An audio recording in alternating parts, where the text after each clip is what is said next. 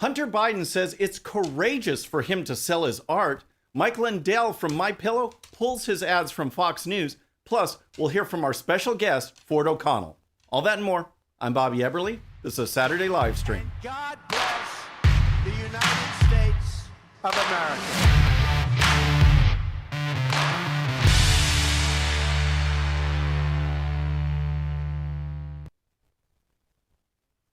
All right, friends, welcome to the show. Happy Saturday. I hope your weekend is off to a great start. If you're new to the show, thank you so much for tuning in.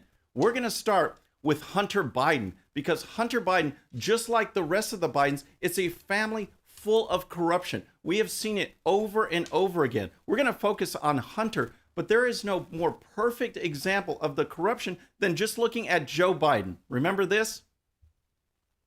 I had gotten a commitment from Poroshenko. They would take action against the state prosecutor, and they didn't. I said, I'm telling you, you're not getting $1 billion. I said, you're not getting $1 billion. I'm going to be leaving here. And I think it was, 6 hours? I looked, I said, I'm leaving in 6 hours. If the prosecutor's not fired, you're not getting the money. Well, son of a got fired. And they put in place someone who was solid at the time. Put in place someone who was solid. Remember this? The person who was solid, it's because the guy who was apparently not solid was investigating Burisma Holdings, the energy company where Hunter Biden sat on the board. The guy knows nothing about energy, yet he sat on this board, and all of a sudden, the prosecutor who's investigating Burisma and Hunter Biden is fired per Joe Biden. And see, that's just the tip of the iceberg, folks. When we move on to Hunter now, we have his laptop, a treasure trove of information. And one of the main things that comes out of this is this influence peddling, this pay for play. No one cares about Hunter Biden. They sure do care about exerting influence on Joe Biden, and they'll go through Hunter Biden to do it. How many of these email messages or texts mentioned the big guy? People wanting to do business with Hunter Biden, put him on boards, put him on commissions, you name it, so they could get to the big guy. And now we are seeing it again. All of a sudden, Hunter Biden is an artist. He's selling his art for huge amounts of money to anonymous buyers. You don't think that's pay for play? But Hunter Biden's reacting, and here's the story. Hunter Biden, the scandal-plagued son of President Biden, has choice words for critics of his high-priced art dealings. The younger Biden appeared Thursday on art podcast Nota Bean, where he responded to critics of his art dealings by saying, F them. Hunter's paintings are priced between $75,000 and $500,000, despite his lack of artistic experience, raising alarms among ethics experts.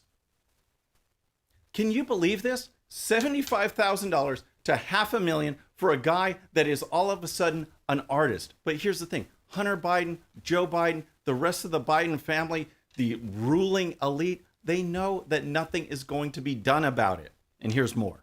I never said what my art was going to cost or how much it would be priced at, Biden told hosts Nate Freeman and Benjamin Godsill. I'd be amazed if my art had sold for $10, just because the first time you ever go about it is the idea someone is attracted to your art, let alone that they would pay something for it, the president's son continued. Biden also said in the interview that the value of an artist's work is not necessarily determined by the price, and that said price is completely subjective and has nothing to do with anything other than the moment. Has nothing to do with anything other than the moment. I guess meaning the moment of influence or the moment of pay for play. That is what he's talking about. Folks, it's just absolutely outrageous, and the heat is coming. We need to investigate this. But Biden, Hunter Biden, remains defiant. In this interview, he actually said that he is the good guy, that it's actually courageous for him to be selling his art. Like, how hard was it to make the decision to share this part of you, something that's so intimate and so kind of closely held? Yeah, it's a really good question. I guess when I really think about it, I wish other people would kind of think about it. If I was going to choose something, to become an artist and subject yourself to the normal and criticism of sharing your art to a wider audience than your friends and family is, at least in my book, it's a pretty courageous thing to do. Absolutely. Absolutely. that host is just glued to whatever Hunter Biden is saying. Folks, what can you even say to this? It's absolutely outrageous that no one bats an eye, that the government, I tell you, they need to look at this, and they need to look at this in a big way, because talk about getting to the big guy. What better way to get to the big guy than drop $500,000 anonymously to Hunter Biden for some kind of work of art? You know that they're next expecting a meeting with Joe Biden. All right, so next, let's talk about Mike Lindell and Fox News. But first, if you're new to the show or haven't subscribed yet, regardless of platform, just search out my name, hit that subscribe button, make sure notifications are turned on. That way you can follow the show and help us grow. Okay, so next we're going to talk about Mike Lindell, because he has a major beef with Fox News. And what's the deal?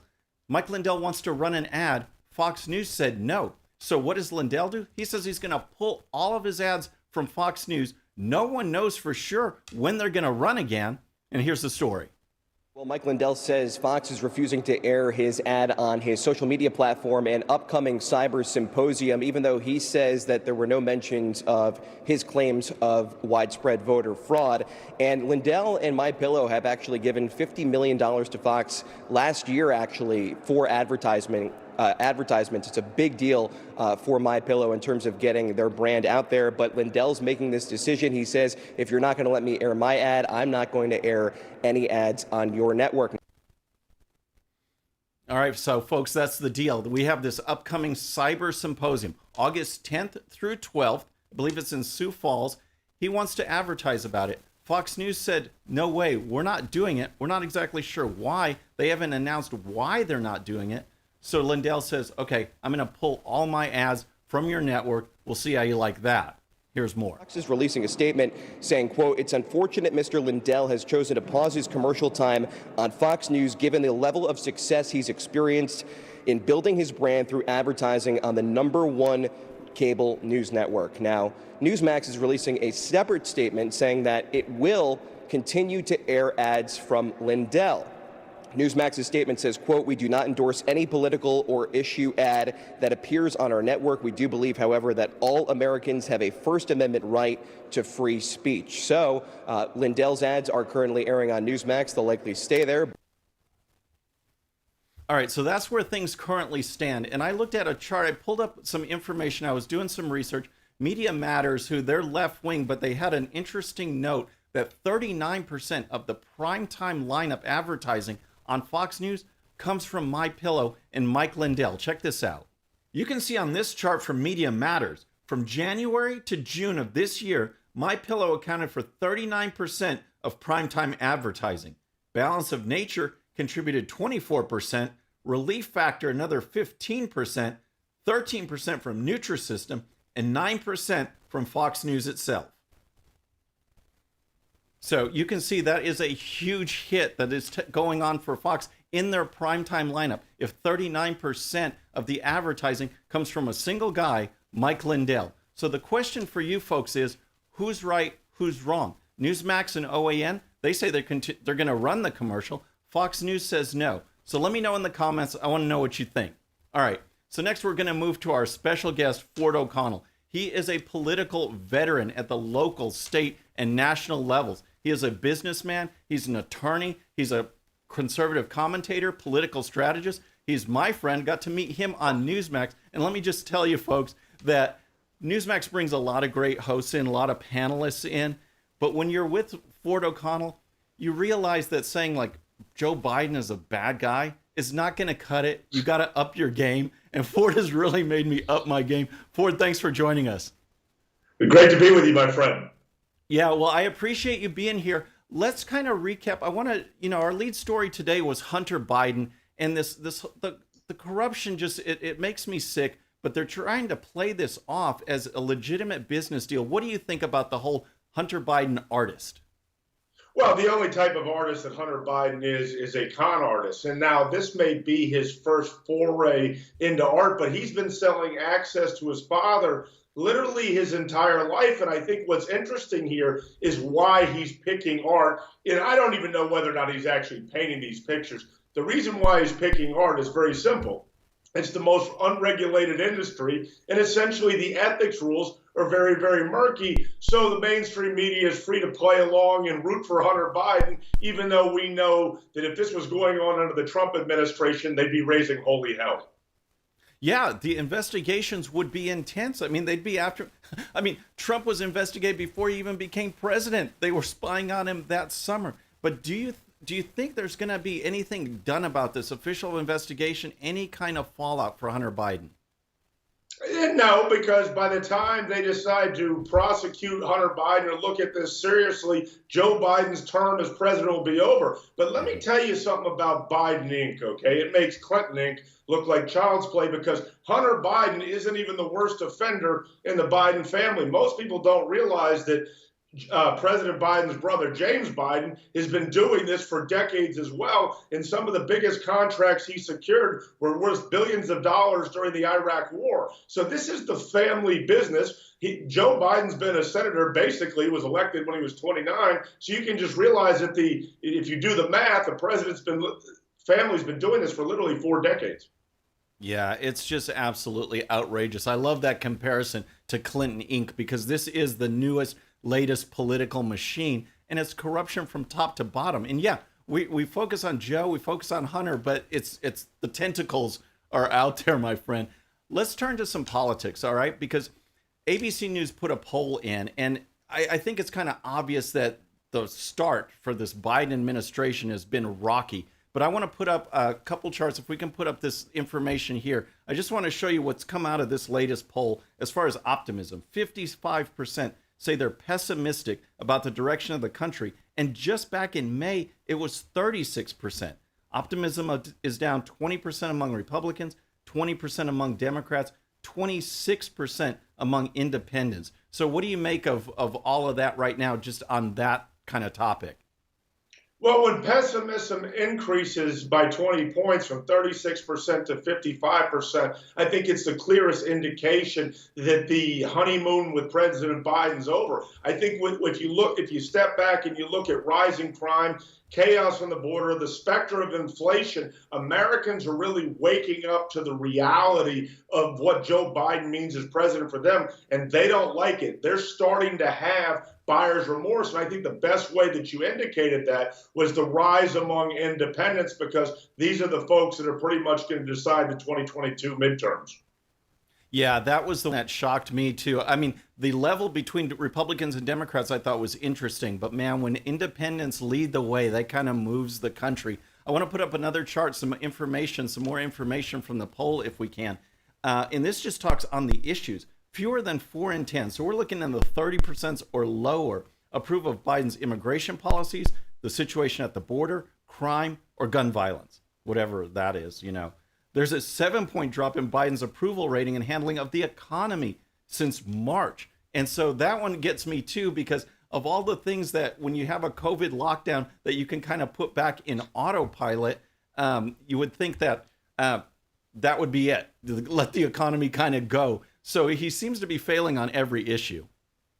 Well, I think that the biggest lie of the 2020 election was that Joe Biden was a moderate and that he was going to unify the country. And what we have right now is havoc just about everywhere. And look, we are 6 months in. We don't know if this is going to continue, but we are 6 months into the Biden presidency, and never have I ever missed President Trump and the America First agenda more.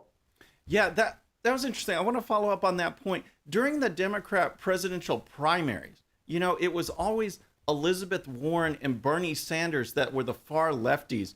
People seem to forget, by the way, that Kamala Harris was rated the most liberal in the Senate. But those two seemed to be the lightning rods. And now Biden is just unleashing with these far left policies. Surprised or not surprised?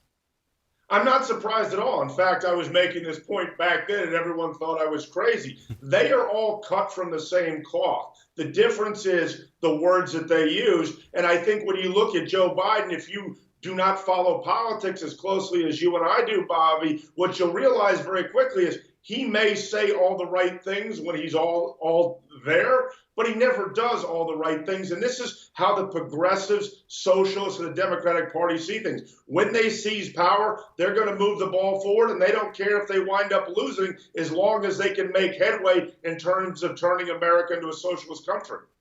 All right. Well, yeah, that allowed me to think about a question. I was going to segue into 2022, 2024 politics, but let me frame it this way. Okay, that's their push. And when they are in power, just like we saw during the first 2 years of Barack Obama, when they had the House Senate presidency, man, they steamrolled.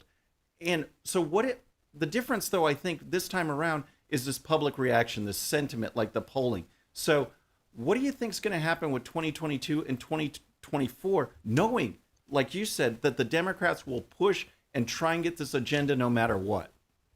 Well, I think when it comes to, look, we're a long way from the 2022 midterms, but I do think that we are teetering on a red wave. Republicans are almost 99% guaranteed to retake the House. The only question is whether or not they retake the Senate. And the Democrats' biggest target in 2022 is actually not holding the House, but taking out, in my home state here in Florida, Governor Ron DeSantis. Because if you look at what's going on with Republicans locked out of power in D.C., if it wasn't for Ron DeSantis' heroic actions pushing back on the federal government, I fear we'd already be a one-party socialist nation already. So basically, if we hold on to Florida, we retake the House, I promise you 2024 will take care of itself. There's one thing I will guarantee. In 2024, the Republican nominee for president is going to be a Floridian.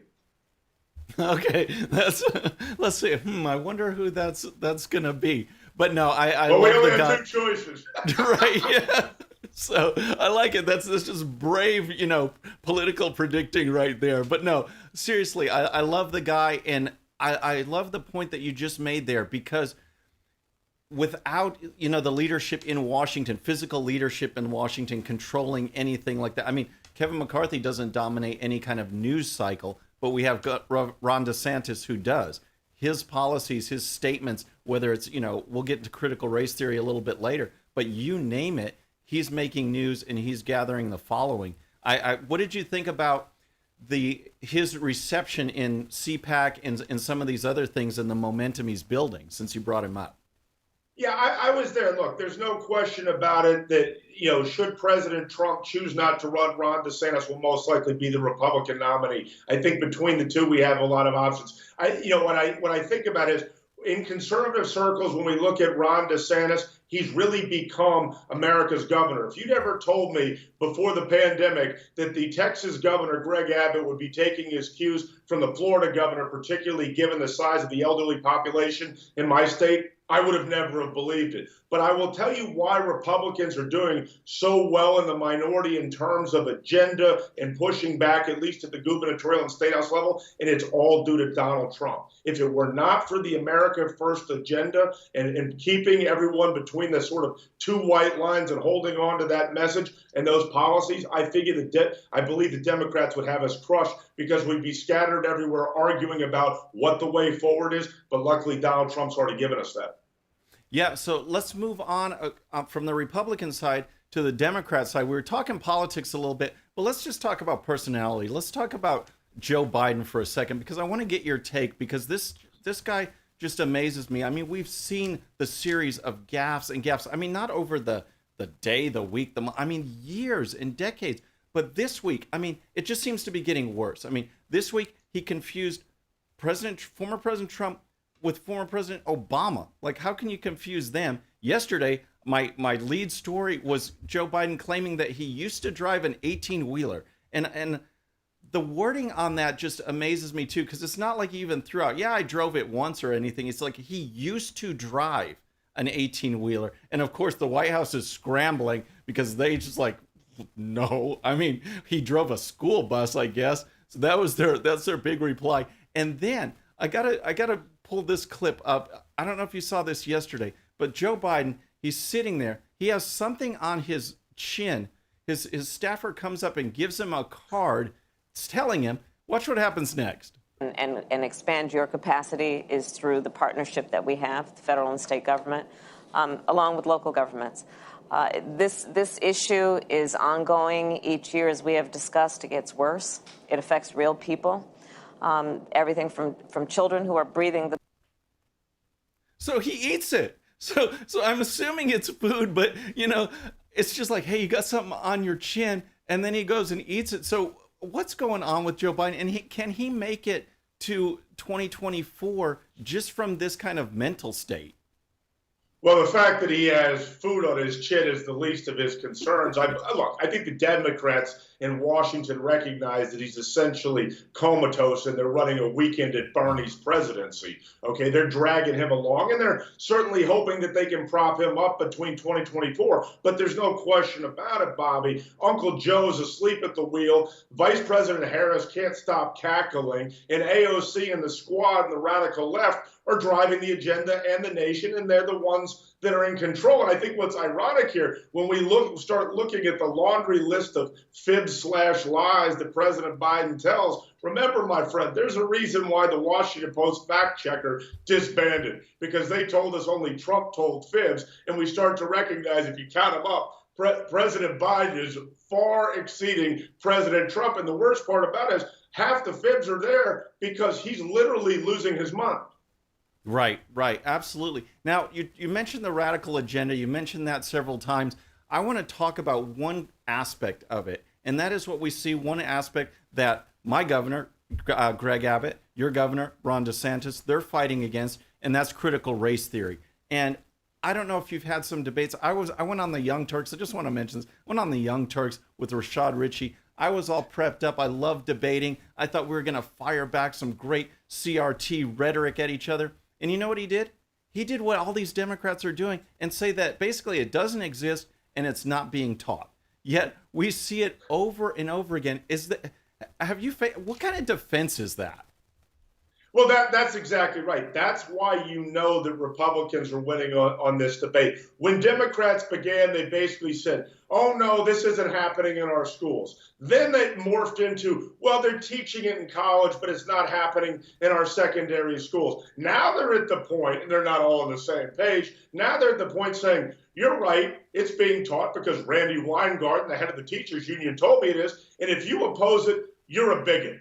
The Democrats are all over the place here, but here's the problem with critical race theory in general. There's many problems, but one in particular. The first of the fact is it's not a fact. It's not accurate history. It's a dangerous, unproven theory, and it's really, at the end of the day, race-based Marxism.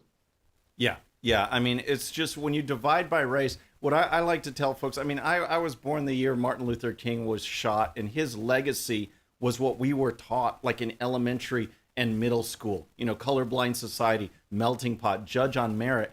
And I'm really convinced in my heart that it was working. And you could see polls that it was working. And I think that's what shocked the far left, is that they liked the division, but now it's like, man, we can't have race coming together. And so everything they're pushing now is directly opposed to those teachings. He fought against segregation. Now they promote segregation in graduations, in classes, in safe spaces.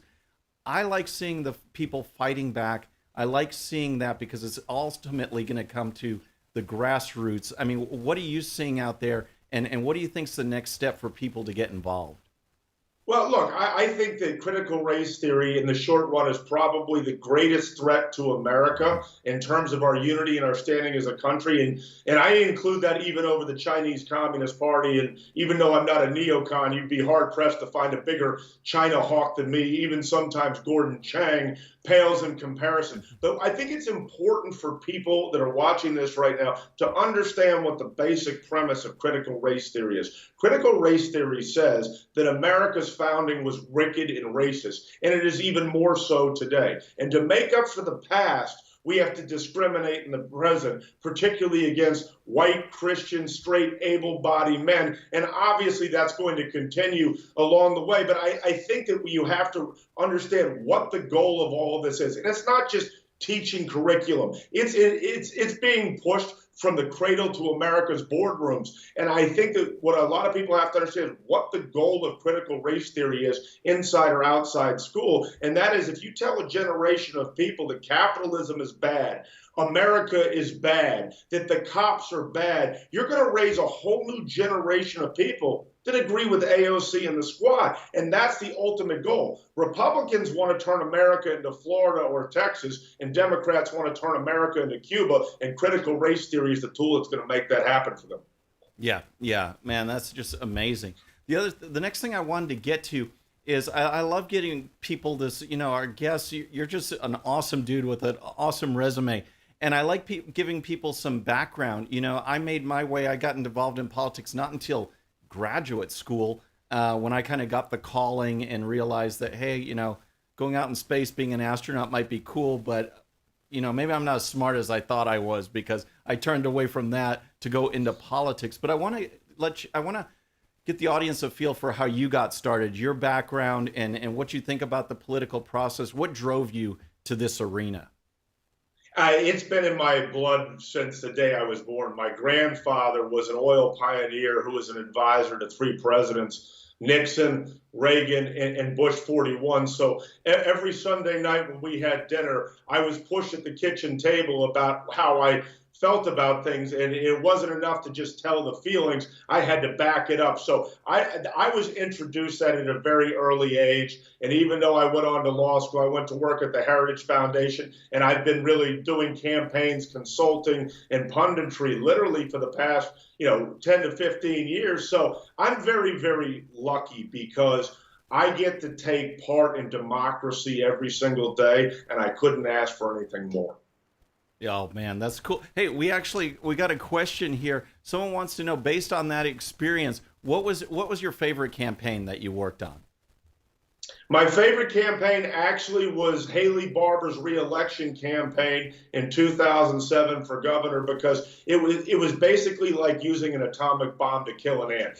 You always talk about it when you're running a campaign, if you had these resources, what it is you could do. And at that point, we had everything, and it was interesting to see what it would be like. It's sort of like having Tom Brady and all the money in the world to spend on a football team, and it was great to see what it's like when you're given everything.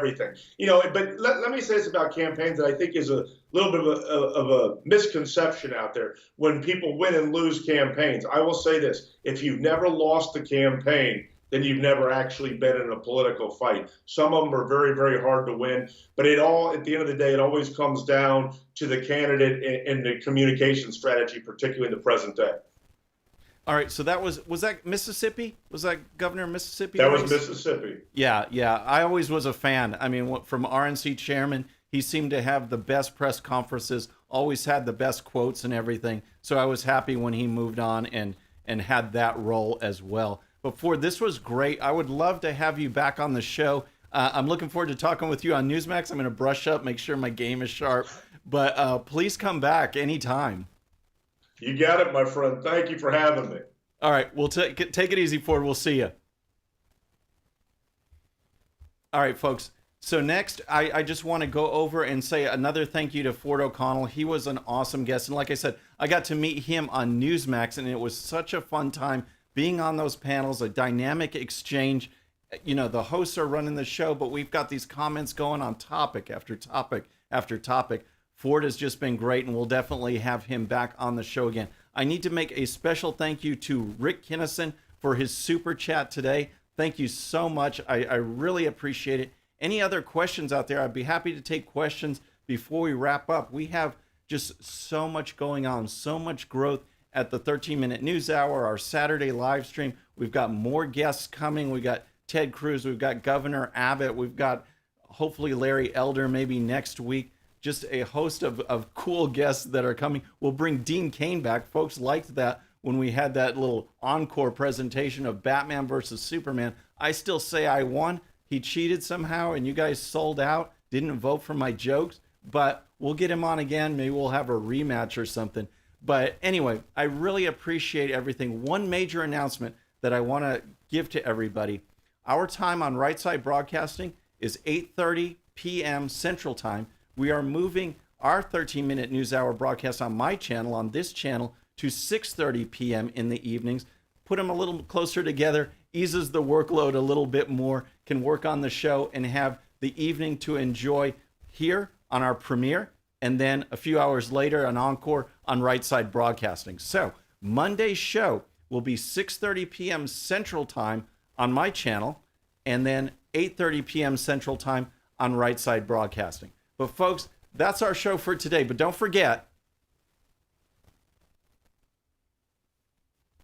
if you're new to the show or haven't subscribed yet, regardless of platform, just search out my name, hit that subscribe button, make sure notifications are turned on. That way you can follow the show and help us grow. All right, so again, our next show, Monday, 6:30 p.m. Central Time on my channel, 8:30 p.m. for the encore on Right Side Broadcasting. Until then, I'm Bobby Eberle. This is Saturday Live Stream.